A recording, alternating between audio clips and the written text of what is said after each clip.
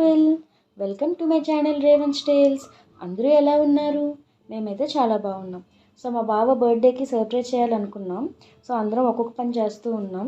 వీడు ఏం చెయ్యకపోవడం మాకు చేసే పెద్ద హెల్ప్. సో మా బావ ఆబ్వియస్లీ ఏదో ఒకటి సర్ప్రైజ్ అయితే ప్లాన్ చేస్తామని ఎక్స్పెక్ట్ చేస్తాడు. సో ఈసారి మేము కార్లో డెకరేట్ చేసి సర్ప్రైజ్ చేద్దాం అనుకున్నాం. ఎందుకంటే తనైతే అస్సలు ఎక్స్పెక్ట్ చేసే ఛాన్స్ లేదు ఇది. సో మేమే ఒక ప్లాన్ చేసుకుని ఏది ఎలా చేయాలి, ఏం యూస్ చేయాలి అంతాను. సో నలుగురు 4 సజెషన్స్ ఇచ్చుకొని 4 ప్లాన్లు ఇచ్చుకొని ఫైనల్లీ ఒక అవుట్పుట్ని అయితే తెచ్చాము.